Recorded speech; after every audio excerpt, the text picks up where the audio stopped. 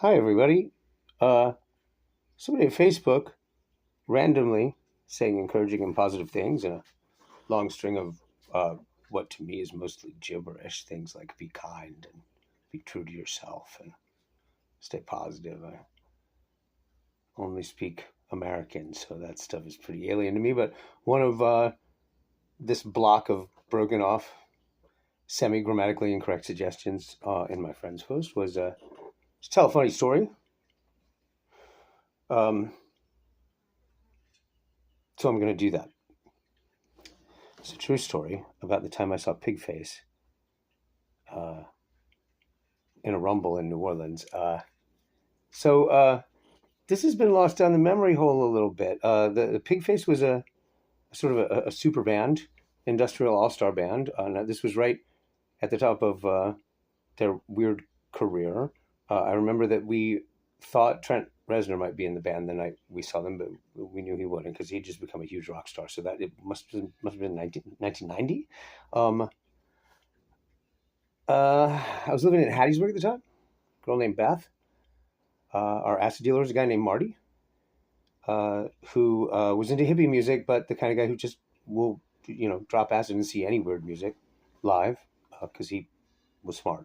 Um, it was entirely word of mouth. Pigface played an unannounced show at a bar called the Howlin' Wolf in New Orleans. I think it might have been one of those deals where maybe they were touring with Lollapalooza and had a date to fill in during those years. I saw a couple of bands doing that. Like they're playing the side stage for a stretch of the Lollapalooza tour, and they scramble to fill in like club gigs as they go in these cities as they pass through.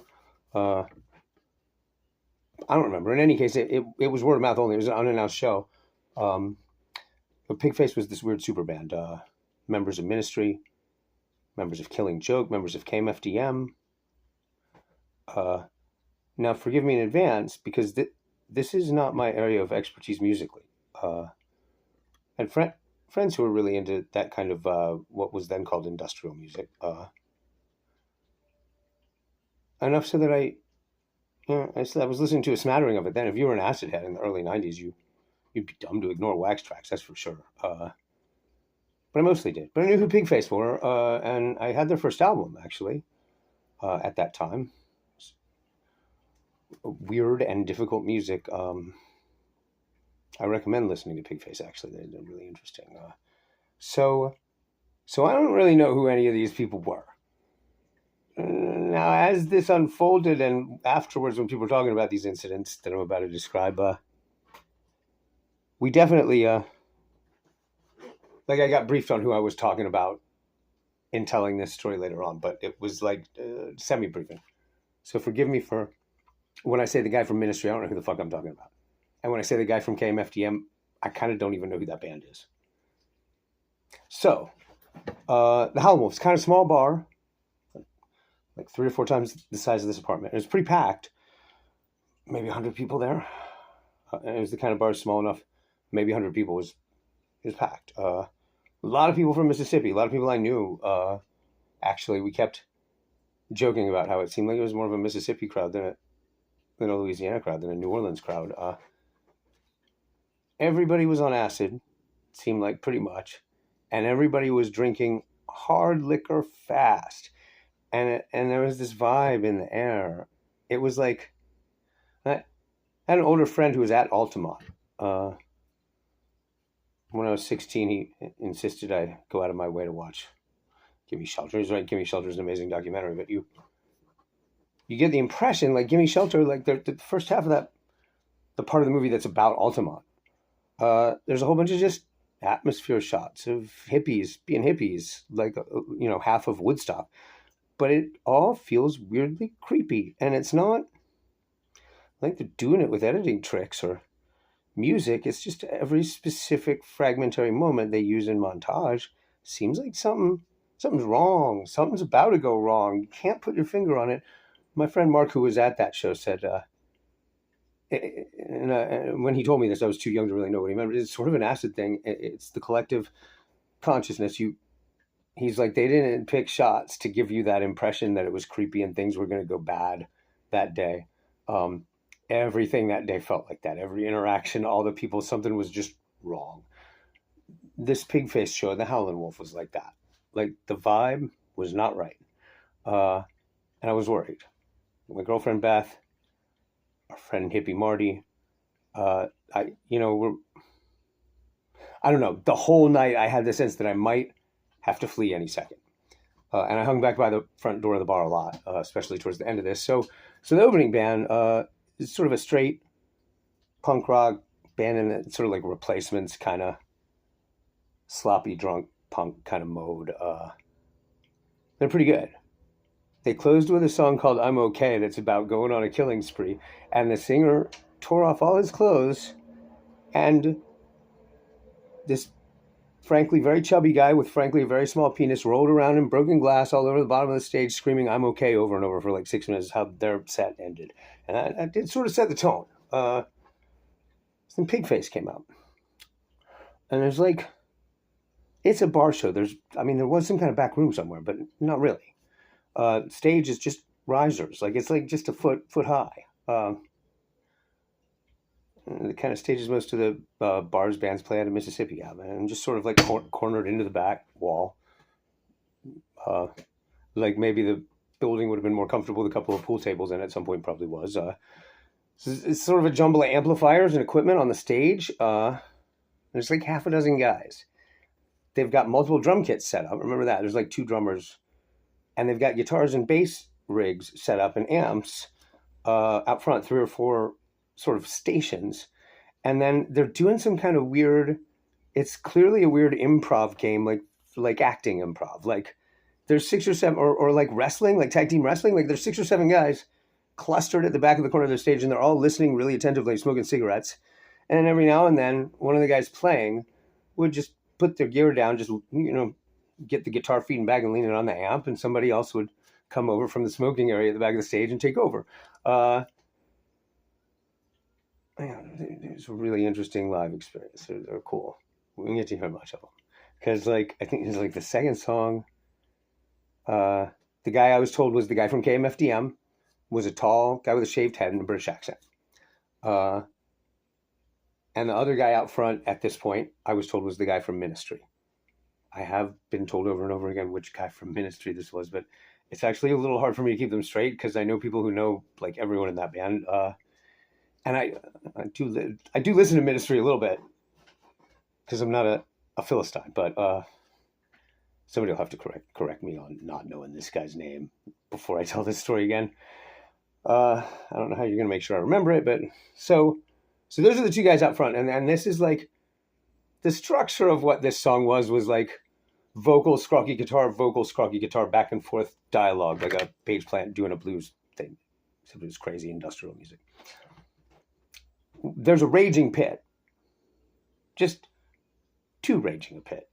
Like I said, pretty much everyone was on acid. Pretty much everyone was drinking hard liquor fast. Now it's New Orleans, small bar, so there's 2 cops. But they're hanging out at the bar, hitting on the bartenders. So, like, it's New Orleans. There's cops. New Orleans cops. So, guy I know from Mississippi named Chris, who will after that remain nameless. He's a family man these days. He's moved to Texas.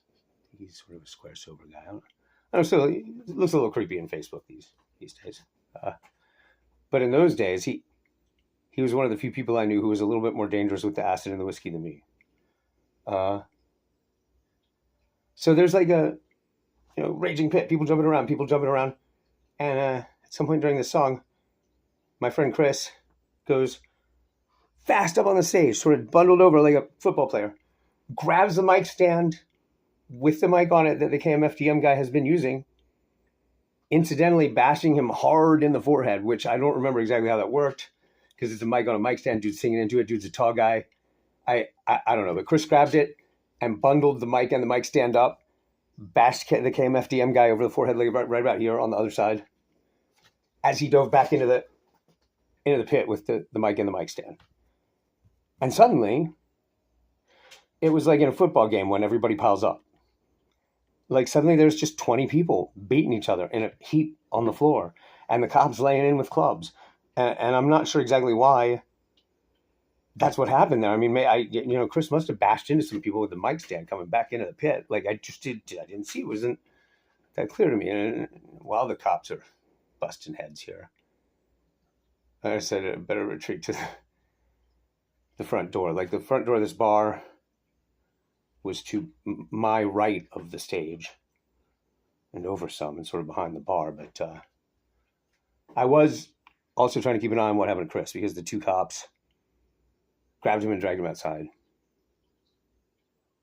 pushed him around a little, threatened to arrest him. A couple of my other friends were trying to keep him from getting arrested. I don't think he did get arrested. I don't remember, but not many of these people were there much longer. So I at that point, like, I'm watching through the doorway. I got one eye on the band, one eye on what's going on with the cop car out by the curb. And I think maybe I just better hang here by the door. I didn't feel strongly enough about it to go get Marty and Beth, but they were back by the back wall anyway. Like we're all tripping. Marty's sort of a hippie. None of us felt like getting trampled in a pit at this show. It was more musical experience. So, like, all right. So the KMFDM guy got hit enough in the head, took enough of a hit that when 2 or 3 minutes later the song ended, there's a visible knot and redness, even in the stage lights. And this had already happened once. So they played like this 10-minute improvisatory thing to open, and they stopped, and the raging pit with all the crazy punk rockers on acid suddenly stopped, and everybody went silent and stared. It was just one of those weird acid moments, and it just was unnerving. And then after the second song, or maybe the third one, but that's when this rumble happened with the mic stand. Again, same thing. Like the music stopped, the band finished, nobody clapped, nobody yelled, just sudden complete silence. And the heap of people who'd all been getting their heads bashed by the cops and scrimmaging they all went back to dancing for a minute, and then they stopped. Everybody's just staring in like ominous silence at the band on the stage. So the KMFDM guy, like, he did take a hit to the head. He was clearly rattled. And I had the impression they were a German band. I don't know. But he spoke with a British accent, spoke English like he's an English guy. And he seemed kind of freaked out. And he grabbed the mic and said, I don't know what this is about, but we're not about all this violence, man. Peace, pot, and microdot, that's what we're about. And the ministry guy grabs the mic away from him and says, fuck that. You paid to come here and hate us, and we're getting paid to come here and hate you, so fuck you, New Orleans. 1, 2, 3, 4, and starts the song.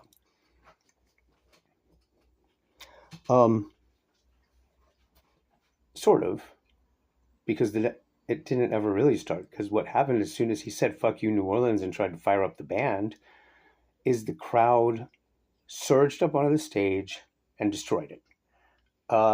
It was like the pit, there's like 30 people just been dancing, like punk rock kids trying to bash each other into an adrenaline rush, pogoing. And the guy from Ministry said fuck you, New Orleans, and music started, and suddenly there's 30 guys all over the stage, but beating the hell out of the guys, smashing amps and guitars, pushing shit over. I'm back by the front door, and I'm watching this thinking, is that, it can't be happening. But I mean, New Orleans, this kind of thing happens in New Orleans. It's nothing in New Orleans is unexpected in the way that you might expect this to be unexpected. Like I said, I was already hanging back by the door. So like standing next to the door, I was tripping really hard. Barely stand up. I'm almost leaning on the wall. And the musicians start to break away, like, from the rumble. As their equipment is getting just trashed, like the 30 guys in the crowd are the Who, just smashing everything. Musicians are coming out and running through the door, just right next to me. And the guy from Ministry, like, runs over, stops right in front of me and looks at me really hard, punches me kind of half-assed in the face, and then runs out the door. And reacting slowly, because I was tripping, I went, hey. And I walked outside and walked to the middle of the street, sort of a not very busy street that Howlin' Wolf was on, and You know what? I've been misspeaking the whole time. The bar is the Muddy Waters, not the Howlin' Wolf. Howlin' Wolf is a bigger place. Anyway, sorry, the Muddy Waters. So I sort of jog half fast out in the street, like the ministry guy just punched me. What is it? And see that there's like 6 or 7 musicians. They're all just sprinting willy nilly, like characters in Scooby Doo, down the middle of the street, away fast into the quarter, and then the whole crowd from the bar goes after them. Like it's like there's 30 or 40 pissed off punk rock and goth kids just in a mob going down the street after the band. Like, and I watched them all disappear into the distance, walk back inside, and then there was nobody in the bar but me and Beth and Marty and the cops and the guys from the opening band, the Leaving Trains. Me and the Leaving Trains guys took turns feeding the jukebox $1 at a time, getting it to play Exile on Main Street and Goat's Head Soup pretty much in their entirety. Because, like, we're already at the bar. And as I recall, we were tripping too hard to drive away. Anytime soon, we got to hang out for 2 or 3 hours and drink, because that's how fucked up we were when the riot happened. So, last time I looked into it, I really couldn't find any evidence online that this had ever happened. Before that, I told this story to some kids in a coffee shop 10 or 20 years ago who were more into this music than I am.